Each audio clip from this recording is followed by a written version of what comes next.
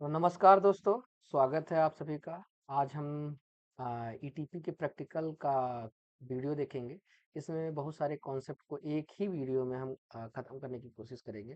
तो चलिए Azure infrastructure का कंप्लीट सेटअप क्रिएट करने जा रहे हैं हम, स्टेप बाय स्टेप। सबसे पहले हम रिसोर्स ग्रिड क्रिएट करने जा रहे हैं। जिसका यूज़ एज़्योर रिसोर्स को लॉजिकली ऑर्गेनाइज करने का होता है, ठीक है। उसके बाद हम वर्चुअल नेटवर्क और सबनेट क्रिएट करेंगे ताकि हमारा जो वर्चुअल मशीन है वो सिक्योरली कम्युनिकेट कर सके एग्जैक्टली एक रियल नेटवर्क की तरह कैसे बिहेव करता है। फिर हम सिक्योरिटी ग्रुप कॉन्फ़िगर करेंगे जो फायरवॉल की तरह काम करता है, और इनबाउंड ट्रैफिक रूल और आरडीपी पोर्ट 3389 और 80 पोर्ट 443 पोर्ट, ये सब हम इनेबल और डिसेबल करके दिखाएंगे। उसके बाद हम अवेलेबिलिटी सेट क्रिएट करेंगे जो हाई अवेलेबिलिटी प्रोवाइड करता है और फेलियर के चांस कम होते हैं। अगर मान लीजिए एक फिजिकल सर्वर फेल हो जाए तो दूसरा वीएम ऑनलाइन ही रहेगा। फिर उसके बाद हम विंडो वर्चुअल मशीन क्रिएट करेंगे with all required configuration like public IP, NSG, VNet and availability set।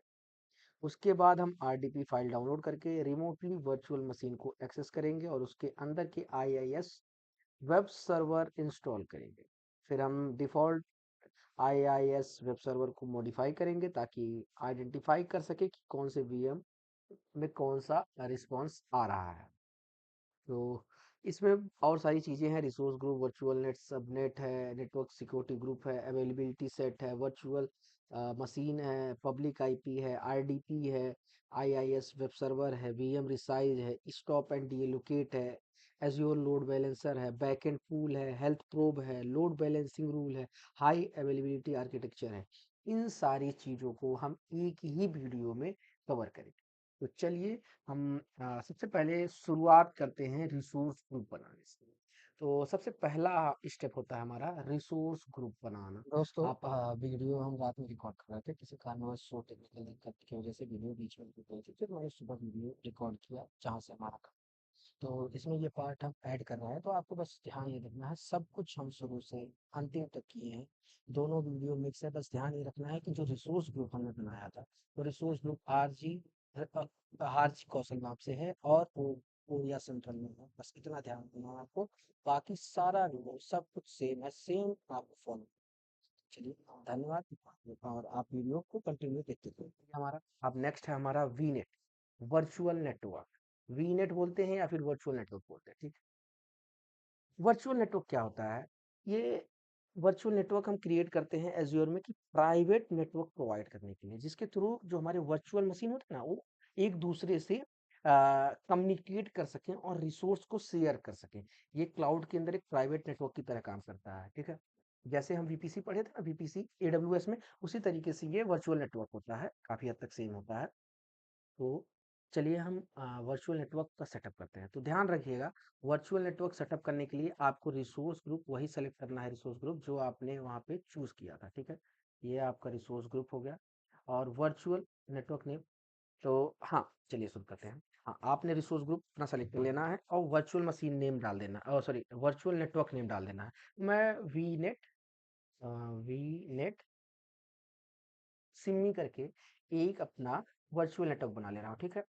और एशिया पैसिफिक कोरिया सेंट्रल, ठीक है। आप जरा एड्रेस स्पेस में आना, थोड़ा सा आप ऊपर देखना, ये बेसिक है सिक्योरिटी। एड्रेस स्पेस में आना। एड्रेस स्पेस में जब आप आओगे ना, तो यहाँ पे आप देखोगे कि ये सबनेट करके दिया हुआ, आप यहाँ से अपना सबनेट चेंज कर सकते हो, ठीक है। आप यहाँ मान लो क्या था, जीरो था ना, हाँ जीरो ही था कि वन था, सॉरी वन था, ठीक है। जीरो था, ठीक है, जीरो ही था। देखो, आप क्या करोगे, यहाँ पे सारी चीजें आप चेंज कर सकते हो अपने हिसाब से। अगर आपको क्वेश्चन में स्पेसिफिक बताया गया है कि किस तरीके का सबनेट लेना है, किस तरह से आपको एड्रेस को क्रिएट करना है, तो ध्यान रखिएगा। अगर आपको ऐसा बोला गया है तो आप एड्रेस स्पेस में आकर यहाँ पे चेंज कर सकते हो, ठीक है। अब आपको, अभी मुझे तो कुछ नहीं करना, बाय डिफॉल्ट रहने देना है। आपको क्या करना, सिंपली रिव्यू एंड क्रिएट पर क्लिक कर देना, थोड़ा सा समय लेगा और ये क्रिएट कर देगा। बेसिकली हम वर्चुअल नेटवर्क से क्या समझते हैं?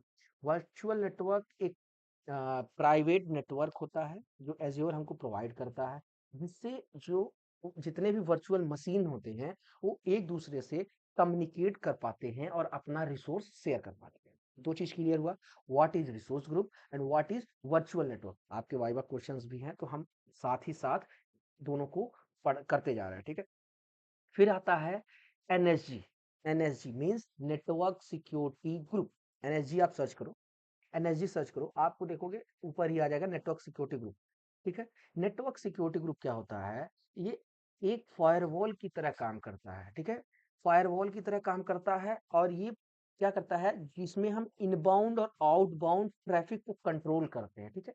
इसके थ्रू हम डिसाइड कर सकते हैं कि कौन से पोर्ट को अलाउ होंगे, कौन से पोर्ट को ब्लॉक करेंगे, हमारा एक्सेस कौन ले सकता है कौन नहीं। तो हम सिंपली पहले यहाँ रिसोर्स ग्रुप अपना सेलेक्ट कर लेते हैं, ठीक है। रिसोर्स ग्रुप सेलेक्ट करने के बाद हम यहाँ पे अपना एनएसजी का नाम देते हैं। मान लो मैं एनएसजी यादव कर देता हूँ, ठीक है। एनएसजी यादव कोरिया सेंट्रल में बना दिया और इसको रिव्यू एंड क्रिएट कर देते हैं। सिंपली रिव्यू एंड क्रिएट कर देते हैं। थोड़ा सा समय लेगा depending upon your network speed, तो ध्यान रखना कि नेटवर्क की स्पीड अच्छी होनी चाहिए आपकी।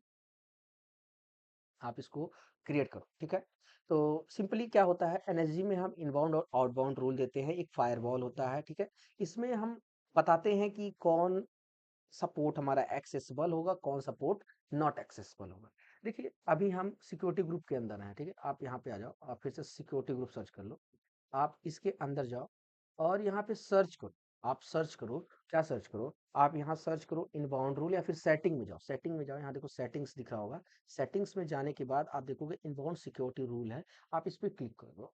तो देखोगे कि आपको कई सारी चीजें यहाँ देखने को मिलेंगी, कई सारे जैसे port in protocol, source, destination, allowed, disallowed, ये कई सारी चीजें आपको मिली है, ठीक है। आप ऐड करो, यहाँ पे दो चीज ऐड कर दो, एक आरडीपी ऐड कर दो और एक H T T P add कर दो, जो कि आरडीपी 3389 पोर्ट पे काम करता है और दूसरा काम करता है एच टी टी पी पे, ठीक है।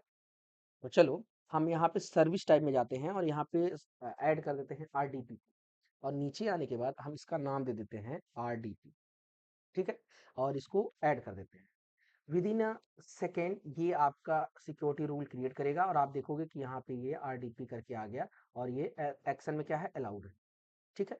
इसी तरीके से फिर ऐड में जाओ आप और सर्विस में जाने के बाद एचटीटीपी को आप अलाउ कर दो, इसका पोर्ट नंबर 80 होता है। यहाँ पे आओ और इसका कुछ नाम दे दो, ये नाम आप कुछ भी दे सकते हो, डिस्क्रिप्शन आप कुछ भी दे सकते हो, ये आपके ऊपर है, ठीक है। ऐड कर दो, विद इन ए सेकेंड आप देखोगे कि एचटीटीपी भी आपका क्रिएट हो, ठीक।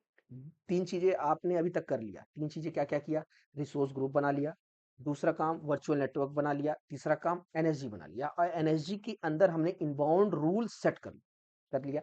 नेक्स्ट काम होता है अवेलेबिलिटी सेट करना। अवेलेबिलिटी क्या होती है, तो जो अवेलेबिलिटी सेट होती है ये लोड बैलेंसिंग के लिए यूज होता है। क्या होता है, जो अवेलेबिलिटी सेट होता है उसको हम यूज करते हैं हाई अवेलेबिलिटी के लिए। High availability means zero down time, मतलब कि ये क्या करता है, अगर मान लो अगर किसी फिजिकल सर्वर में इशू आ जाए, ठीक है, और कोई मेंटेनेंस की जरूरत हो, तो ये सारे वीएम को एक साथ डाउन नहीं करता है, कुछ वीएम को रनिंग स्टेट में ही ये रखा रहता है। तो बात को आप समझना, अवेलेबिलिटी स्टेट क्या करता है, ये यूज किया जाता है हाई अवेलेबिलिटी के लिए। और अगर मान लो किसी फिजिकल सर्वर में कोई इशू आ जाए, मेंटेनेंस हो जाए या फिर वीएम में कोई भी दिक्कत आ जाए, ये एक साथ सारे वीएम को क्या करता है, डाउन नहीं कर देता है, कुछ वीएम को अप रखता है ताकि जो एंड यूजर है उनको कोई प्रॉब्लम नहीं, ठीक है। तो हम यहाँ अपना रिसोर्स ग्रुप सेलेक्ट कर लेते हैं आरजी कौशल के नाम से और अपना अवेलेबिलिटी एबीएल करके यहाँ कौशल नाम दे देते हैं, ठीक है। यहाँ कोरिया सेंट्रल है, ठीक है, और आपका ये भी ठीक है। और आपको यहाँ पे कुछ करने की आवश्यकता तो नहीं है, आप यहाँ से रिव्यू एंड क्रिएट कर लो।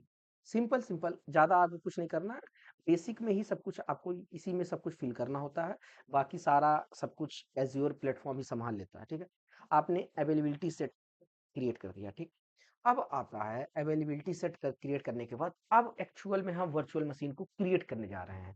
तो वर्चुअल मशीन को हम जो क्रिएट करने जा रहे हैं उसको आप थोड़ा सा अच्छे से देख लेना कि हम क्या क्या यूज कर रहे हैं और क्या क्या नहीं यूज कर रहे हैं। तो यहाँ वर्चुअल मशीन है, मैं वर्चुअल मशीन पर क्लिक कर देता हूँ, आप सर्च भी कर सकते हो। अभी देखेंगे कोई भी वर्चुअल मशीन यहाँ पे डिस्प्ले नहीं हो रहा। थोड़ा सा फास्ट बोल रहा हूँ क्योंकि और भी चीजें ज़्यादा लंबी वीडियो हो जाएगी तो आपके लिए ही दिक्कत होता है। बस मेरा काम है आपको समझा देना, चीज़ों को बता देना, क्योंकि ये आपको ऑलरेडी आ रहा है बस थोड़ी चीज़ें आपको बस पुश करनी है, ठीक है?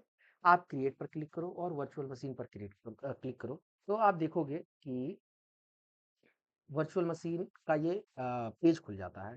इस पेज में आप यहाँ सेलेक्ट करो अपना रिसोर्स ग्रुप, अपना वर्चुअल नेम डालो। मैं VM1 कौशल नाम से एक वर्चुअल मशीन बना रहा हूँ, कोरिया सेंट्रल ही डाल रहा हूँ। ध्यान रखना, आपने जब अवेलेबिलिटी सेट बनाया होगा, अगर आप नहीं चाहते हो कि हाई अवेलेबल रहे आपका रिसोर्स, तो आप अवेलेबिलिटी सेट को इग्नोर कर सकते हो। लेकिन अगर आपके क्वेश्चन में दिया है कि आपको हाई अवेलेबल करना है, मेक श्योर करिएगा कि आप अवेलेबिलिटी सेट को एक्सप्लेन करिएगा, बताइएगा कि क्या होता है, तभी आपको फुल नंबर मिलेंगे। तो जब आप अवेलेबिलिटी ऑप्शन में आएंगे, तो हम क्या करते थे, यहाँ नो इंफ्रास्ट्रक्चर रिडंडेंसी रिक्वायर्ड पर सेलेक्ट करते थे, लेकिन आप नीचे आओगे तो यहाँ देखोगे आपको मिल रहा होगा अवेलेबिलिटी सेट। तो आपको अवेलेबिलिटी सेट पर क्लिक करना पड़ेगा और यहाँ पे सेलेक्ट करना पड़ेगा जो आपने अवेलेबिलिटी सेट बनाई थी। यहाँ पे सिक्योरिटी टाइप में स्टैंडर्ड ही रखना है। यहाँ पे आपको विंडोज सर्वर 2022 डाटा सेंटर जेन 264 सेलेक्ट करना है। आप सी ऑल इमेज में, अगर मान लीजिए आपके केस में ये नहीं आता है, तो आप सी ऑल इमेज करना। मैं बता देता हूँ कैसे आपको मिलेगा। सी ऑल इमेज करने के बाद यहाँ पे सेलेक्ट का ऑप्शन आ जाएगा। सेलेक्ट का ऑप्शन आ गया, आप ये देखोगे कि सारे 2025 के डाटा सेंटर है, तो आप थोड़े से नीचे जाना। नीचे जाने के बाद आपको यहाँ से 2022 के मिलने लगेंगे, लेकिन आप ध्यान रखना, आपको क्या सेलेक्ट करना है, Windows server 2022 data centre x64 जेन 2, इस पे आपको क्लिक करना है। फिर आपको ये मिल जाएगा। आप साइज़ में देखोगे कि अभी मेरे में तो जो मुझे साइज़ चाहिए वो बाय डिफ़ॉल्ट सेलेक्ट होके आ रहा है, लेकिन in your case may be कि ये आपको ना अलाउ करे। आप बी सीरीज़ में जाना, बी सीरीज़ ऐसे कहीं आप में ऐसे होगा, तो आप बी सीरीज़ पे क्लिक करना, एरो पे। एरो पे क्लिक करने के बाद फ्री टायर सर्विस एलिजिबल पर क्लिक करके इसको सेलेक्ट कर लेना, ठीक है? अब आप आना यहाँ पे यूजर नेम, आप यूजर नेम क्रिएट करना। मैं यूजर नेम क्रिएट कर रहा हूँ, ठीक है? और मैं अपना एक पासवर्ड सेट कर रहा हूँ, ठीक? मैं अपना एक पासवर्ड सेट कर रहा हूँ, ठीक है? आप पासवर्ड सेट कर लेना, थोड़ा सा इसके रिक्वायरमेंट के हिसाब से होना चाहिए। नीचे आना, ध्यान रखना कि ये जो इनबाउंड पोर्ट है RDP3389, ये आपका अलाउड होना चाहिए, नहीं तो आपका वर्चुअल मशीन वर्क नहीं करेगा, ठीक है? आप फिर आ जाओ, देखो बेसिक डिटेल आपने फिल क्या किया, सब्सक्रिप्शन में Azure for student, resource group में आपने जो रिसोर्स ग्रुप क्रिएट किया था, इंस्टांस डिटेल में वर्चुअल मशीन का नाम डाल दिया, रीजन डाल दिया, अवेलेबिलिटी ऑप्शन में अवेलेबिलिटी सेट डाल दिया। अवेलेबिलिटी सेट में आपने जो बनाया था उसको आपने सेलेक्ट कर लिया। सिक्योरिटी टाइप स्टैंडर्ड रख दिया। इमेज आपने जो मैंने बताया आपने उसको चूज किया, ठीक है? और आपने साइज चूज किया, ठीक? यूजर नेम आपने डाला और पासवर्ड डाला, कंफर्म पासवर्ड डाला, और मेक श्योर करना कि आपका जो इनबाउंड पोर्ट है वो इनेबल होना चाहिए, ठीक? अब आप आओ यहाँ पे नेटवर्किंग में, ये मेन है। आप नेटवर्किंग में आओ, आप यहाँ पे मेक श्योर करना, चेक करना कि जो आपने वीनेट बनाया था वो यहाँ पे शो हो रहा है, सिलेक्टेड है या नहीं। नहीं तो क्या होता है, अगर आप वीनेट से नहीं कनेक्ट हो गए, तो आपका जो वर्चुअल मशीन होगा वो दोनों कम्युनिकेट नहीं कर पाएंगे, ठीक है? दोनों को कम्युनिकेशन इस्टेब्लिश करने के लिए आपको वीनेट की जरूरत पड़ती है, तो इसलिए आप यहाँ पे आना, और थोड़ा सा नेटवर्क प्रॉब्लम है, वेट करिए थोड़ा सा, अभी ये आ जाएगा। हाँ देखो, यहाँ पे आना और आप यहाँ पे जो वीनेट बनाए हो उसको सेलेक्ट करना, ठीक है? यहाँ पे आप देखोगे कि ये बाय डिफॉल्ट तो सेलेक्ट हो गया, लेकिन कभी कभी नहीं होता। अब आप देखना, यहाँ नेटवर्क सिक्योरिटी ग्रुप है। अभी नेटवर्क सिक्योरिटी ग्रुप में आपको कुछ नहीं शो कर रहा है, जबकि आपने एक नेटवर्क सिक्योरिटी ग्रुप बनाया है। तो आप क्या करो, यहाँ पे एडवांस पे क्लिक करो। जैसे ही आप एडवांस पे क्लिक करोगे तो देखोगे आपको NSG यादव करके, जो NSG करके था, आप उसको देख पाओगे। आप इसको चूज करो और इसको टिक करो। ये कह रहा है delete public IP when NIC, when when and NIC when VM is deleted. जब वीएम डिलीट किया जाए तो ये भी पब्लिक आईपी जो हमारा एड्रेस मिला है वो डिलीट हो जाए। अब आप देखोगे यहाँ पे नेटवर्किंग में ही आपको ये ऑप्शन मिल जा रहा है, ठीक? ध्यान रखना, अभी हम इसको नन पे क्लिक किए हैं। ये एज्योर लोड बैलेंसर है, अगर आपको लोड बैलेंसिंग पे करना है तो आप इस पे क्लिक कर दो। एप्लीकेशन गेटवे है, दो तरीके के होते हैं लोड बैलेंसर, तीन तरीके के होते हैं, network load balancer, application load balancer, और इस तरह से हम पढ़े थे। तो आप अभी इस यहाँ पे नन कर दो। अगर आपको लोड बैलेंसिंग की जरूरत है तो आप यहाँ पे इस पे भी क्लिक कर सकते हो आपने क्वेश्चन के हिसाब से। अब आप सिंपली रिव्यू एंड क्रिएट कर दो। इतना आपको वर्चुअल मशीन में करना है। तो अब हम अगर वर्चुअल मशीन की बात करें, तो वर्चुअल मशीन एक क्लाउड बेस्ड कंप्यूटर होता है, ठीक है?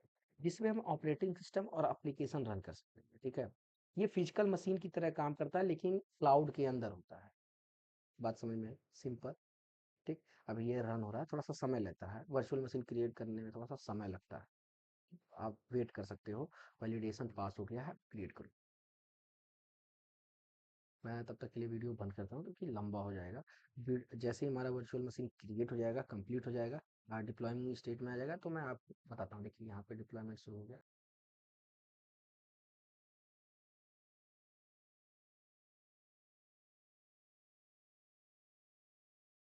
अंडर प्रोसेस है, वेट करना पड़ेगा आपको भी। बन गया। ठीक, अब हमारा डिप्लॉयमेंट कंप्लीट हो चुका है, ठीक है? अब हमको एक और वीएम क्रिएट करना है। ये एक वीएम तो बन गया है और अब हमको एक वीएम और बनाना है, ठीक है? तो हम क्या करेंगे, यहाँ पे ही हमको ऑप्शन आ जा रहा है अनदर वीएम। यहाँ से आप क्रिएट कर सकते हो या फिर आप फिर से वापस से सर्विसेज में जाओ और यहाँ जो वर्चुअल मशीन है इस पे क्लिक करो और यहाँ से क्रिएट करो। आपके पास कई सारे ऑप्शन हैं। आप थोड़ा सा अगर पेज को एक्सप्लोर कियोगे, एज़्योर को एक्सप्लोर कियोगे, तो आपको पता हो, ठीक है? अभी थोड़ा-सा नेटवर्क स्लो है, हाँ, ठीक। आप आ जाओ यहाँ पे, फिर से आरजी सेलेक्ट करो, मैं दूसरा वीएम बना रहा हूँ, ठीक है?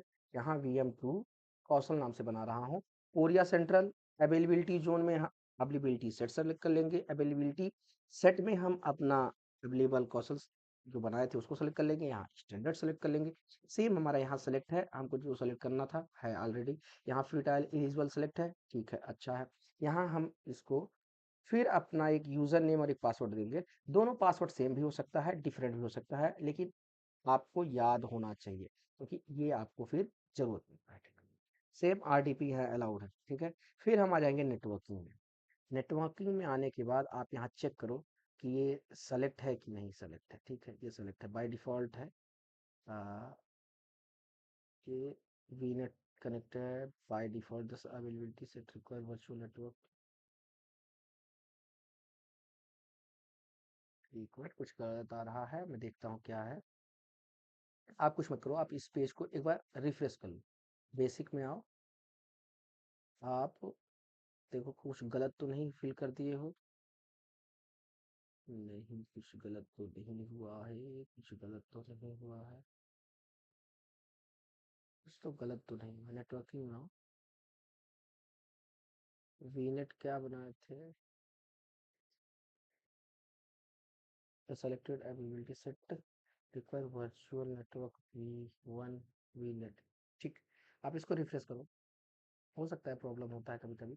आप रिफ्रेश करो एक बार, फिर से बनाने की कोशिश करो और इस बार एरर नहीं आएगा, ठीक है? यहाँ हम वी एम टू कौशल के नाम से बनाते हैं, ये हमारा ठीक है। यहाँ पे हम अवेलेबिलिटी सेट सेलेक्ट करते हैं, यहाँ पे ये सेलेक्ट करते हैं, स्टैंडर्ड सेलेक्ट करते हैं, बाकी सब तो ठीक है। यहाँ पे हम अपना पासवर्ड सेट कर लेते हैं।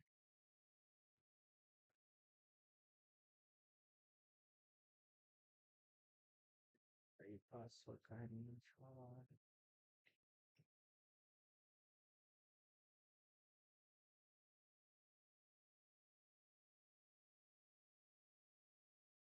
ठीक, मैच हो गया।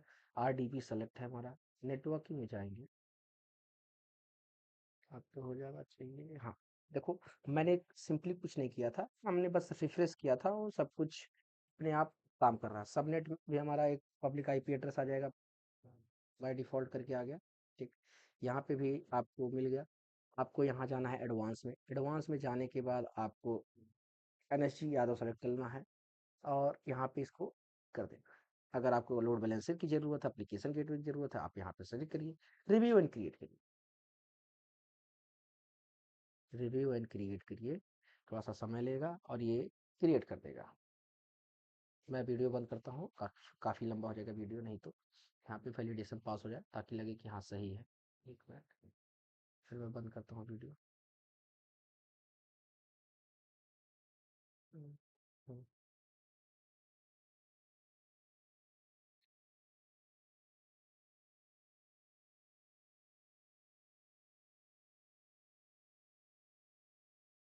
हो जा हो जा हो जा।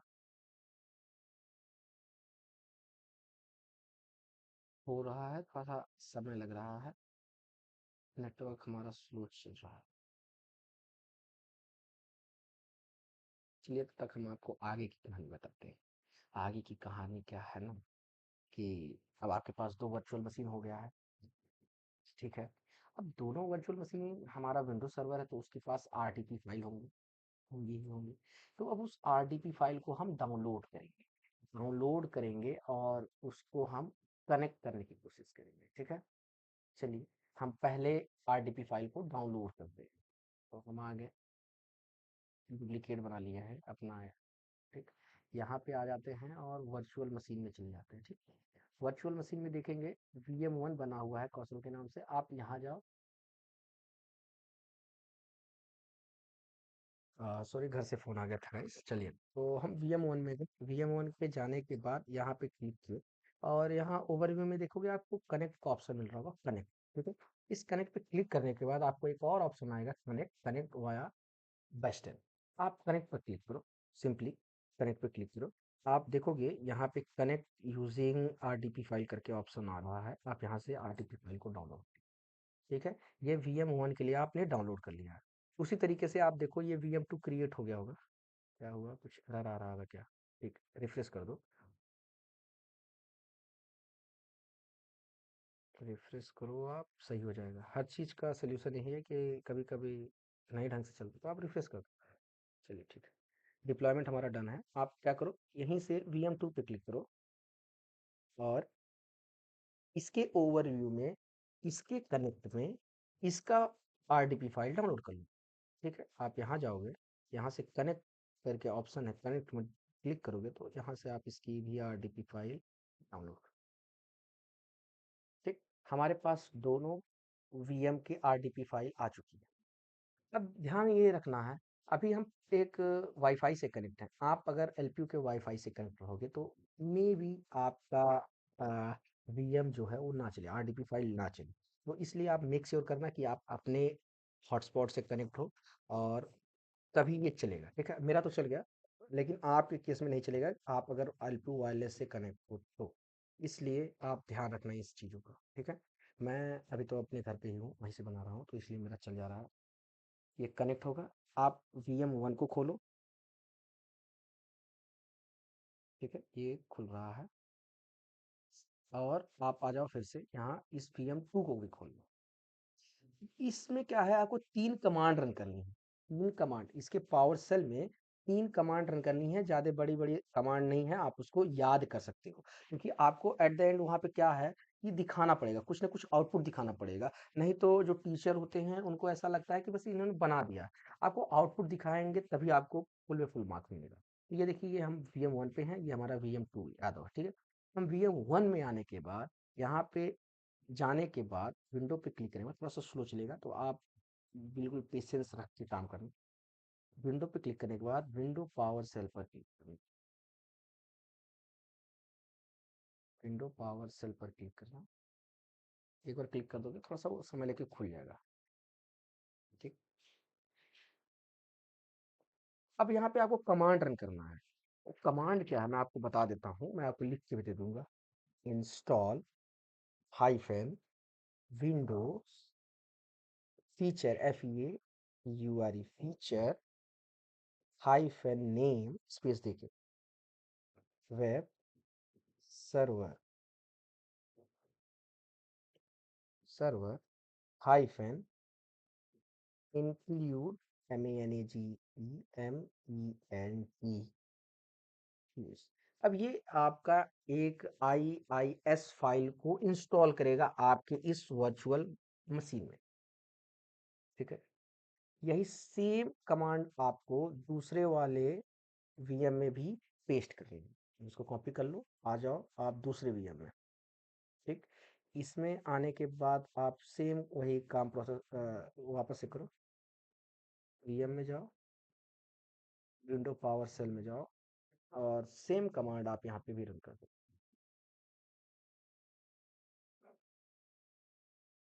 कंट्रोल शिफ्ट V नहीं काम कर रहा है, कंट्रोल V नहीं काम कर रहा है, ठीक। आप टाइप कर लीजिए, कोई बड़ी बात नहीं है। Install Windows feature hyphen name web server hyphen include MENAGEMENT tools presenter. ये आपका सेम वही काम यहाँ पे भी होने लगेगा। वेट करिए, होने दीजिए, तो फिर मैं अपने दूसरे वाले वीएम पे स्विच करता हूँ। फिर देखेंगे कि ये 88% हो गया है, ये 10% हो रहा है, हो जाने दीजिए। फिर हम दो कमांड और अभी रन करना है हमको। एक कमांड हमको रन करना है चेंज डायरेक्टरी के लिए, और एक कमांड हमको रन करना है चेंज करने के लिए फाइल को। ठीक है, दो चीज़ करना है हमको। क्या करना है, पहले चेंज करेंगे डायरेक्टरी को, और उसके बाद हम चेंज करेंगे फाइल में। ठीक है, इंस्टॉल हो रहा है, क्लास कोई दिक्कत नहीं है। ठीक है, अब देखेंगे कि ये इंस्टॉल हो गया है। थोड़ा सा समय लग रहा है क्योंकि ये बहुत स्लो है, बहुत स्लो काम कर रहा है। ठीक है, ये दूसरा देखते हैं, ये 88% हो गया है। प्रेस करें एंटर। हाँ, एक मैसेज आपको आ गया है सक्सेस का। अब आप यहाँ पे चेंज डायरेक्टरी करो, CD:, और यहाँ पे लिखो is I net TUB www route. अब आपका जो डायरेक्टरी है वो चेंज होके यूजर सिमी की जगह आप आ गए inet TUB में। अब आप यहाँ टाइप करो नोट पैड इज IISSTART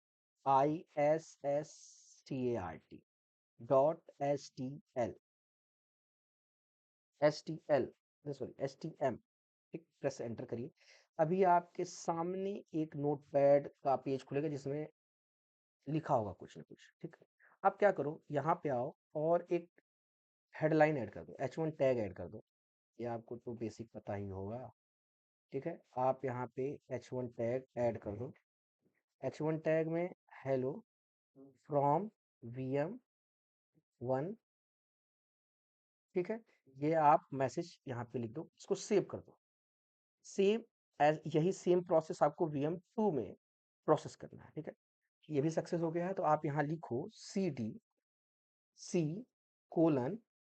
और आप यहाँ लिखो inet TUB www dot, sorry dot नहीं रहेगा, रूट, प्रेस एंटर। और आप यहाँ पे उसके बाद लिखो notepad notepad ISS start IISSTRT.HTM। ठीक है, नोटपैड यहाँ पे भी खुलेगा, और आप यहाँ पे क्या करो, क्यू के पास जाकर एक H2 टैग ऐड कर दो। यहाँ मैं H2 टैग ऐड कर रहा हूँ। ठीक है,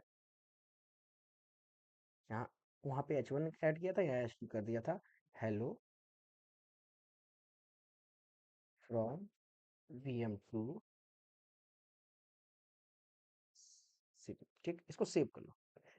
बस आपको इतना ही काम करना है। आप अपने मेन इंफ्रास्ट्रक्चर पे आ जाओ। अब अपने मेन इंफ्रास्ट्रक्चर पे आने के बाद आप VM1 के ओवरव्यू में जाओ। इसका जो पब्लिक आईपी एड्रेस है, यहीं कहीं आपको पब्लिक आईपी एड्रेस दिख रहा होगा, वर्चुअल मशीन का पब्लिक आईपी एड्रेस ये रहा प्राइमरी पब्लिक आईपी। आप इसको कॉपी करो और नए टैब में इसको ओपन करो। ठीक है, ये आपने VM2 के लिए किया। इसी तरीके से VM1 का पब्लिक आईपी एड्रेस खोजो, यहाँ है पब्लिक आईपी एड्रेस, इसको कॉपी करो और नया टैब लो, यहाँ पे इसको पेस्ट करो। तो देखोगे आप, यहाँ पे ये पूछेगा कंटिन्यू योर साइट। तो आप देखना यहाँ लिखा है हेलो फ्रॉम VM1 कौशल, और आप यहाँ देखो, यहाँ पे आपको मिलेगा हेलो फ्रॉम VM2 सिंह। ठीक है, ये रहा आपका काम कि कैसे VM को बनाना है, VM फाइल में कैसे चेंज करके दोनों को एक्सेसिबल बनाना है। ठीक है, दोनों को एक्सेसिबल बनाना है। देखिए, दोनों को हम पिंग भी कर सकते हैं। क्या कर सकते हैं, पिंग कर सकते हैं, चेक करने के लिए कि दोनों सही वीनेट में हैं या नहीं। सबसे पहले हम इसका प्राइवेट आईपी एड्रेस निकालते हैं। प्राइवेट आईपी एड्रेस निकालते हैं, नेटवर्किंग में जाएंगे, और नेटवर्क सेटिंग में जाने के बाद हम चेक करेंगे इसका प्राइवेट आईपी एड्रेस क्या है। हम कहाँ हैं, VM1 में है। ठीक है, VM1 का जो प्राइवेट आईपी एड्रेस है इसको हम देख लेंगे, या फिर इसको कहीं नोट कर लेंगे। ठीक है, हम नोट करते हैं। हमारा है क्या है, 10.1.0.4, इसका है, ये VM1 का है। और VM2 का हम नोट कर लेते हैं।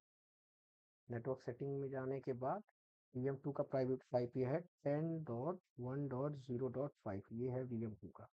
चलो इन दोनों का हम चेक करते हैं, कम्युनिकेशन चेक करते हैं कि सही में ये दोनों कम्युनिकेट कर रहे हैं या नहीं। आप इस नोटपैड फाइल को आप कट कर दो। अब आप यहाँ से एग्जिट आ जाओ, एग्जिट आ जाओ। सेम काम आप यहाँ पे भी कर लो, कट करो और आप यहाँ से एग्जिट में आ जाओ।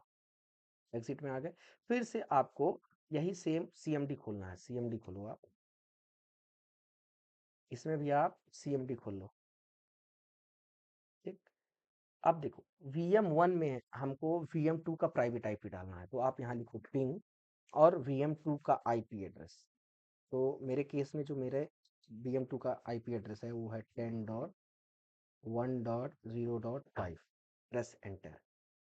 तो यहाँ से पिंग कर रहा है, देखते हैं क्या आता है। रिक्वेस्ट टाइम आउट आ रहा है, यानी कुछ ना कुछ समस्या है। इस समस्या को भी सॉल्व करते हैं कि ये क्यों ऐसा एरर आ रहा है। ठीक है, तो चलिए मैं बताता हूँ।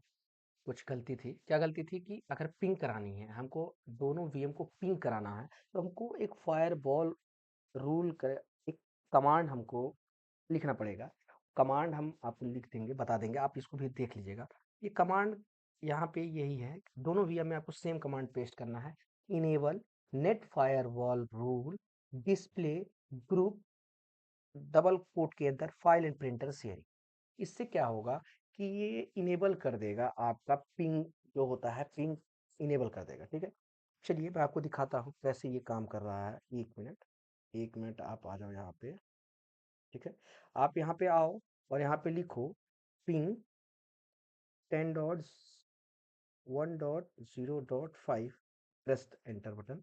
तो ये आपको रिप्लाई कर रहा है। उसी तरीके से आप यहाँ आ जाओ और लिखो पिंग 10.1.0.4, प्रेस एंटर। तो यहाँ से भी आपको रिप्लाई मिलना शुरू हो जाएगा।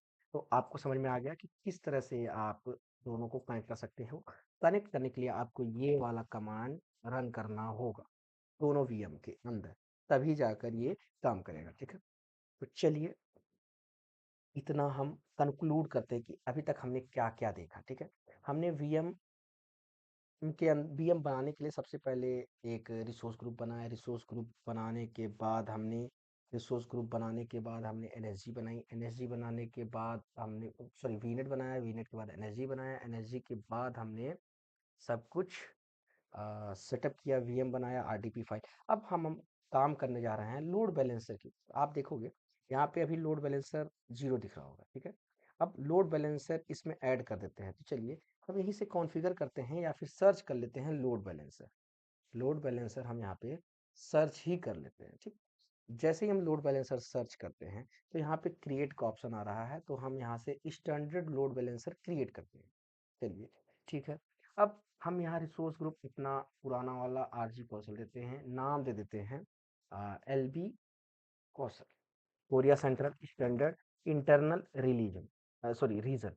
ठीक है, आप देखोगे कि अब ये आपसे क्या है, ये पब्लिक कर देना। ठीक है, अब आपसे ये पूछ सकता है फ्रंट एंड और बैक एंड का क्या है क्या नहीं। देखिए यहाँ फ्रंट एंड आईपी कॉन्फ़िगरेशन पूछ रहा है। ठीक है, तो आप यहाँ से ऐड कर लो, ऐड कर लो। ये front end IP configuration inbound outbound rule पे कम्युनिकेट करता है। तो चलिए हम देखेंगे कि फ्रंट एंड आईपी कॉन्फ़िगरेशन का नाम दे देते हैं FR VM कौशल। ठीक है, IPv4 एड्रेस हमारा फिक्स है। पब्लिक आईपी एड्रेस में हम ये दे देते हैं। ये क्या करेगा, ये बताएगा कि कौन सा आईपी एड्रेस पे ये हमारा चल रहा है। ठीक है, तो अभी ये देखेंगे कि हम दोनों यूज़ कर रहे हैं। ठीक है, दोनों यूज़ कर रहे हैं, इसलिए इसको ले नहीं रहा है। तो हम क्या करेंगे, यहीं से डायरेक्ट क्रिएट कर लेंगे और इसका नाम दे देते हैं पब्लिक पब्लिक आईपी। ठीक है, और सब कुछ ठीक है यहाँ, जो भी है ठीक है, सेव कर लीजिए आप।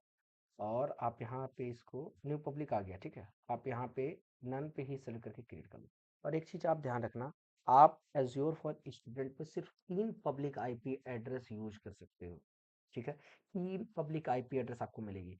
2 हमने वीएम बना ही लिया, एक हमने यहाँ पे फ्रंट एंड आईपी के लिए क्रिएट कर लिया। ठीक है, अब यहाँ से हम रिव्यू और क्रिएट करेंगे। और बैकएंड के लिए भी आप बना सकते हो। सॉरी यहाँ पे प्रीवियस आ जाओ, पहले कैंसिल बैकएंड का भी बनाना पड़ेगा ना। आप प्रीवियस में जाओ, बैकएंड के लिए भी बना लो। यहाँ पे रिव्यू एंड क्रिएट का ही ऑप्शन आ रहा है क्या। ठीक, यहाँ से आप बैकएंड के लिए भी बना लो। यहाँ पे बैकएंड पूल का नेम, सेलेक्ट सर्वर, मैं मान लीजिए अपना ये आरजी डाल देता हूँ, ठीक है। Backend pool name SIM back and करके डाल देता हूँ, और यहाँ से अपना आईपी एड्रेस सेलेक्ट कर लेता हूँ। आईपी एड्रेस, ये बैकएंड एड्रेस नेम है, आईपी एड्रेस आप यहाँ पे सेलेक्ट कर सकते हो। नहीं आ रहा है, कोई बात नहीं, आप यहाँ पे इसको सेव कर लो, ठीक है। और यहाँ से रिव्यू एंड क्रिएट कर दो। इस तरह से आप लोड बैलेंसर क्रिएट कर सकते हो। तो ये लोड बैलेंसर हेल्प करता है ट्रैफिक को मैनेज करने के लिए, ठीक है। ये डिप्लॉयमेंट प्रोसेस पे चला गया, ये आपका लोड बैलेंसर बनकर रेडी हो गया। अब आप अगर वीएम में जाओगे, यहाँ देखना, अभी आप वीएम में जाओगे और ओवरव्यू में जाओगे, किसी के भी ओवरव्यू में जाओगे, ओवरव्यू नेटवर्क सेटिंग में जाओगे, तो देखोगे ध्यान से कि कॉल आ गया था सर, थोड़ा सा इसलिए दिक्कत है, ठीक है। यहाँ पे आप देखोगे कि लोड बैलेंसिंग में आपको यहाँ ऑप्शन आ जाएगा। लोड बैलेंसिंग में जो अभी हमने लोड बैलेंसिंग क्रिएट किया है, वहाँ पे ये ऑप्शन आपको आ जाएगा एलबी करके, आप इसको सेव कर लो। Simple simple simple. क्या करना है मैं आपको फिर से बता देता हूँ। आप वीएम सर्च करो, ठीक है। मैं वीएम 2 में ऐड कर दिया, मैं वीएम 1 में ऐड करके दिखाता हूँ आपको। आप वर्चुअल मशीन को ऑन करो, वीएम सर्च करो, और यहाँ के वर्चुअल मशीन में आप जाओ। जल्दी चल भाई, खुल जा। आप वर्चुअल मशीन 1 में जाओ, तो आप देखोगे नेटवर्क सेटिंग में कि यहाँ पे zero zero load balancer configure है, ठीक है। ठीक है, जीरो लोड बैलेंसर कॉन्फ़िगर है, तो आप इस पे कॉन्फ़िगर पर क्लिक करो। सिंपल कॉन्फ़िगर पर क्लिक करो। उसके बाद आप ऐड लोड बैलेंसिंग करो। आप यहाँ से क्रिएट भी कर सकते हो, लेकिन आप यहाँ से ऐड कर दो, ऐड एग्जिस्टिंग लोड बैलेंसर, ठीक है। आप यहाँ पे सेलेक्ट कर लो, क्या सेलेक्ट कर लो, लोड बैलेंसर। यहाँ से आप सेलेक्ट करो क्या, एलबी, ठीक। अब आप इसको क्या करो, सेव कर दो। यहाँ से फ्रंट एंड बैक एंड जो भी आपको सेलेक्ट करना है आप सेलेक्ट कर सकते हो। हो गया, हो गया, हो गया। अब आप नेटवर्क सेटिंग में जाओगे, तो आप देखोगे ना कि यहाँ पे लोड बैलेंसर में 1 लोड बैलेंसर शो कर रहा है। सिंपल, लोड बैलेंसिंग भी आपको आ गई। तो बेसिकली आपको इससे ज़्यादा वीएम से क्वेश्चन आ ही नहीं सकता है। इतना ही क्वेश्चन आपको वीएम से रिलेटेड आएगा। अब नेक्स्ट टॉपिक में हम बताएंगे कि स्टोरेज से रिलेटेड जितने भी क्वेश्चन होंगे, एक ही वीडियो में सब कुछ खत्म करने की कोशिश करेंगे, ताकि दिक्कत ना हो, ठीक है। चलिए, यहाँ तक देखने के लिए और करने के लिए धन्यवाद। वीडियो काफ़ी लंबा हो गया है। अगर आप 2x पे या फिर 2x पे नहीं, 1.5x पे भी देखेंगे तो आपके लिए अच्छा है। अगर आपके पास पहले से कुछ जानकारी है, तो आप बस रेफरेंस पर्पस के लिए देखोगे तो आपके लिए वेल एंड गुड है। चलिए, धन्यवाद। मिलते हैं किसी दूसरे वीडियो में, तब तक के लिए